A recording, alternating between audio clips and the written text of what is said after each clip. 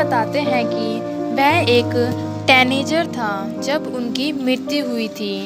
वो एक powerful family से बिलोंग करते थे जिन्होंने इजिप्ट पर रूल किया था, और उनकी जो फैमिली थी उन्होंने इजिप्ट पर बहुत सालों तक रूल किया था। और जो किंग टट की बॉडी थी उसे डिस्कवर किया था टॉम ने 1922 में। और जब इनकी बॉडी को डिस्कवर किया गया था तब बहुत ही ज़्यादा डाउट किए गए थे आखिर इनकी डेथ कैसे हुई, और सभी यह मानते थे कि इनका मर्डर हुआ था, क्योंकि इसकी सबसे ज़्यादा पॉसिबिलिटी थी क्योंकि उनकी डेथ यंग एज में हो गई थी। और फिर ऑथर बताते हैं कि जिस टाइम यह स्टोरी लिखी जा रही थी उस टाइम किंग टट को उस टाइम पहली बार निकाला गया था। उसे 80 ईयर से ज़्यादा हो गए थे और अब उस टाइम पर उसका सीटी स्कैन होने जा रहा था, जिससे हमें न्यू क्लूज़ मिलने वाले थे आखिर उनके साथ क्या हुआ था। जिस दिन उन्हें वापस ले जाया जा रहा था सीटी स्कैन के लिए, जब उनके आसपास बहुत तेज विंड चलने लगी और काले क्लाउड छा गए, जो उनकी सिमेट्री थी, जो उसे वैली ऑफ किंग भी कहा जाता था। यह टाइम था 5 जनवरी 2005, जब शाम के 6 बजे थे, और जो वर्ल्ड की सबसे ज़्यादा फेमस मम्मी थी जो कि किंग टट की थी, उसे पहली बार सीटी स्कैन के लिए ले जाया जा रहा था, जिनकी डेथ अराउंड 3300 पहले ही हो चुकी थी। उस दिन दोपहर को जब उन्हें ले जाया जा रहा था, टूरिस्ट की लाइन उन्हें देखने के लिए आई थी। वो एक रॉक के टॉम में जिनमें उनकी बॉडी रखी हुई थी, जो 26 फीट नीचे थी। वहाँ उन्हें बहुत सारे टूरिस्ट रिस्पेक्ट देने के लिए खड़े थे।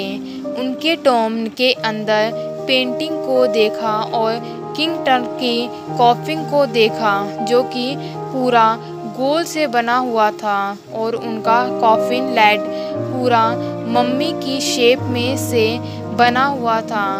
कुछ विजिटर वहाँ गाइड बुक को पढ़ रहे थे और कुछ साइलेंट खड़े हुए थे और सोच रहे थे कि इनकी डेथ कैसे हुई, और अगर किंग टट को कोई डिस्टर्ब करेगा तो उसकी किस्मत खराब हो जाएगी या वो मर जाएगा। वह इस बारे में डिस्कस कर रहे थे कि क्या यह सच है या नहीं। उसके बाद जो secret general of Egypt supreme council of antiquities होते हैं, जिनका नाम जाही हवास है, वो कहते हैं जो कुछ कार्टर ने 1922 में मम्मी के साथ किया है उसकी वजह से उनकी यह हालत हुई थी। जो कार्टर हैं उनका पूरा नाम हावर्ड कार्टर है, जो ब्रिटिश आर्कियोलॉजिस्ट हैं। उन्होंने ही टट को डिस्कवर किया था 1922 में। बहुत रिसर्च और सर्चिंग करने के बाद उन्होंने टॉम्ब को डिस्कवर किया था, और जो उनकी एंटिक चीज़ें थी वे वैसे की वैसे ही थी और सभी चीज़ें पूरी थी, उसमें से कुछ भी नहीं निकाला था। और वह बताते हैं कि यह आज तक की सबसे रिचेस्ट रॉयल कलेक्शन थी। वो सारी चीज़ें गोल्ड की थी, वह सारी चीज़ें ब्रिलियंट थी। ऐसा लग रहा था कि मानो किंग टट जब जिंदा होंगे तब वह सारी चीज़ें उनके पास होगी। और जो किंग टट का टॉम था वो उस टाइम की सेंसेशनल डिस्कवरी बन गया था, जिस चीज़ पर बहुत अटेंशन दी गई थी। किंग टट के साथ उनकी गेम और खाने की चीज़ें यह सब भी रखी गई थी। इस बारे में रिसर्च कई महीनों तक चलती रही। इनको रिकॉर्ड किया गया। एनाटॉमिक प्रोफेसर ने मम्मी का एक्सरे किया, जिससे चौंकाने वाले फैक्ट सामने आए। इसमें पता चला था कि जो रीज़न था वो जिसमें मम्मी इनकी फ्यूनररी ट्रेजर हुई। उसके बाद 3 नेस्टेड कॉफिन्स को इन्वेस्टिगेट करना चालू किया।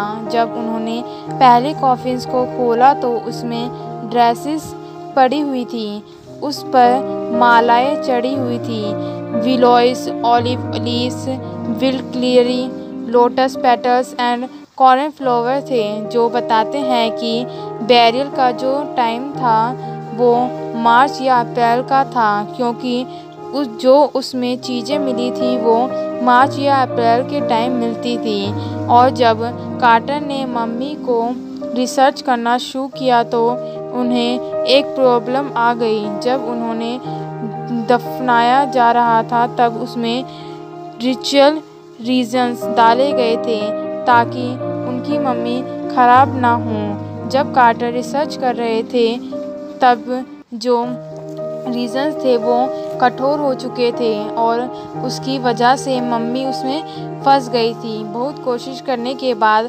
कार्टर उसे नहीं निकाल पा रहे थे तो उसने सन की पावर का भी यूज़ किया। जैसे कि हम सब जानते हैं कि जो इजिप्ट का सन है उसकी पावर तेज़ होती है। उसने सोचा कि सन में रखने से रीजन लूज़ हो जाएंगे, जिससे उनका टेम्परेचर 149 डिग्री फ़ारेनहाइट तक आ गया।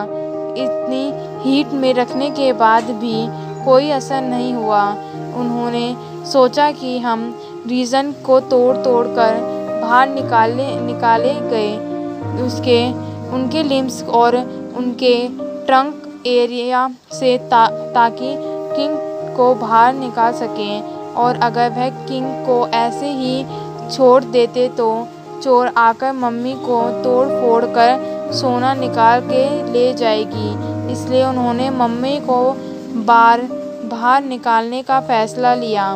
फिर वो बताते हैं कि जो टट की फैमिली थी वो बहुत ज़्यादा वैली थी। उनकी फैमिली मानती थी कि जब किसी भी किंग की डेथ हो जाती है तब वे अपनी सारी रिचेस अपने साथ ले जाते हैं और उन्हें यह सब चीज़ें उनके टॉम में मिली थी। उन्हें गोल्ड को ऑर्नामेंट और आर्टिफैक्ट्स मिले थे। इससे पता चलता है कि उस टाइम में उनकी फैमिली कितनी रिच थी। जो कार्टर उन्हें मम्मी के मेजर जॉइंट को तोड़कर मम्मी को बाहर निकाल लिया। और जब उन्होंने मम्मी को बाहर निकाल लिया था तब उन्होंने इन सब पीसेस को असेंबल किया। फिर उन्होंने उसे उसी सैंड बॉक्स में रख दिया। फिर ऑथर बताते हैं कि आर्कियोलॉजी जो है वो बिल्कुल चेंज हो चुकी थी। जो आर्कियोलॉजिस्ट हैं वो उन डिटेल्स पर ज़्यादा ध्यान देते थे जो कि उनकी लाइफ पर उनकी डेथ कैसे हुई, उस टाइम पर लोग कैसे रहते थे, कैसे टूल यूज़ करते थे, क्या मेडिकल टेक्नोलॉजी थी, इन पर ज़्यादा ध्यान देती थी। उसके बाद जब 1968 में, जो कि लगभग 40 साल हो चुके थे, कार्टर की डिस्कवरी को उस टाइम पर एक एनाटॉमिक प्रोफेसर ने मम्मी का एक्सरे किया, जिससे चौंकाने वाले फैक्ट सामने आए। इसमें पता चला था कि जो रीज़न था जिसमें मम्मी पैक हो चुकी थी उसके अंदर जो मम्मी का स्केलेटन था उसमें चेस्ट की कुछ फ्रंट रिब्स गायब थी। ऑथर बताते हैं कि आज के टाइम में जब कंप्यूटर टोमोग्राफी और सीटी टेक्नोलॉजी आ गई है, जिसमें बहुत सारी 100 ऑफ एक्सरे को लेते हैं और उन्हें क्रॉस सेक्शन में रखते हैं, जिससे हम 3 डायमेंशन वर्चुअल बॉडी दिखती है। अब उससे किंग टट स्कैन किया जा रहा था। स्कैन करने से शायद हमें उन 2 प्रश्न के उत्तर भी मिल सकते थे। पहला, उनकी डेथ कैसे हुई, दूसरा, उनकी एज क्या थी जब उनकी डेथ हुई। ऑथर बताते हैं कि उनकी डेथ सेरेमनी बहुत बड़ी इवेंट थी, क्योंकि किंग टट अपनी फैमिली के आखिरी रूलर थे। किंग टट के बाद इनकी डायनेस्टी ख़त्म हो गई थी। उनकी डेथ की हिस्ट्री अभी तक क्लियर नहीं है। फिर ऑथर उनकी हिस्ट्री बताते हैं। वे बताते हैं एमेनहोटेप III वो किंग टट के फादर या ग्रैंडफादर थे। वो बहुत पावरफुल थे। उन्होंने 40 सालों तक रूल किया था और उनकी वह 18 डायनेस्टी थी।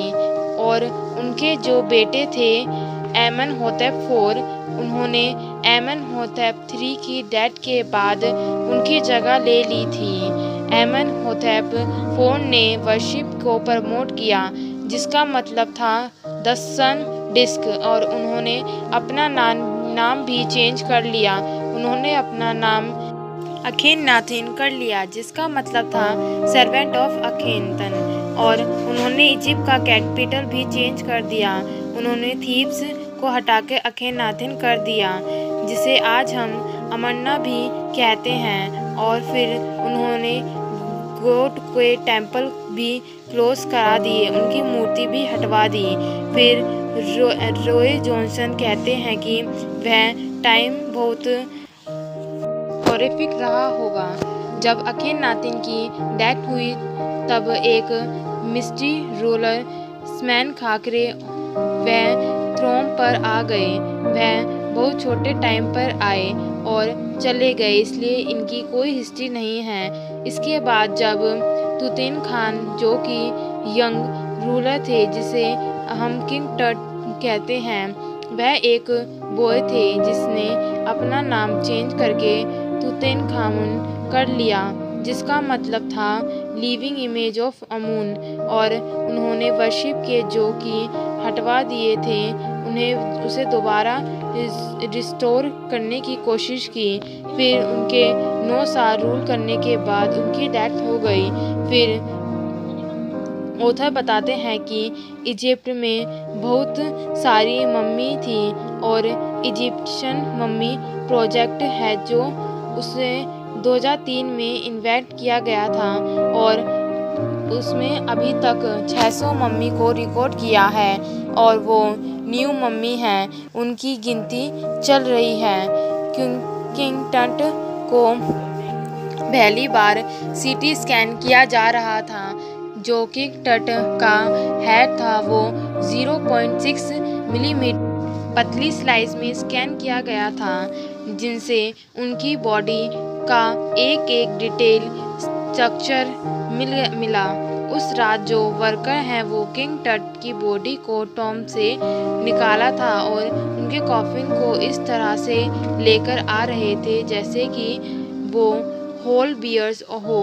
सबसे पहले वह टॉम को क्रॉस करते हुए, फिर स्टेयर को क्रॉस करते हुए एक हाइड्रोलिक लिफ्ट से उस बॉडी को सीटी स्कैन तक लाए थे। फिर उस बॉडी को लाने के 20 मिनट बाद 2 वर्कर्स नियर बाय भागते हुए 2 प्लास्टिक फाइट फैन लेकर आए, क्योंकि सीटी स्कैनर जो था वो 1 मिलियन का था और उसके कूलर फैन में सैंड घुस जाने के कारण बंद हो गया था। फिर जब प्लास्टिक फैन लगाया तो उसे अच्छे से सीटी स्कैन हो गया। सीटी स्कैन के बाद किंग टट की बॉडी को वर्कर्स को वापस कर दिया और उन्होंने किंग टट की बॉडी को टॉप में रख दिया। फिर जो टेक्निक्स थी उन्होंने बहुत अच्छी और डिटेल इमेज बनाई कंप्यूटर स्क्रीन पर। फिर उन्होंने किंग टट की बॉडी को कंप्यूटर में देखा। फिर जो जाही हवास हैं वो स्माइल करते, क्योंकि सारी चीज़ें अच्छे से हो गई थी। जाही हवास कहते हैं कि वह 1 सेकंड के लिए भी नहीं सोए।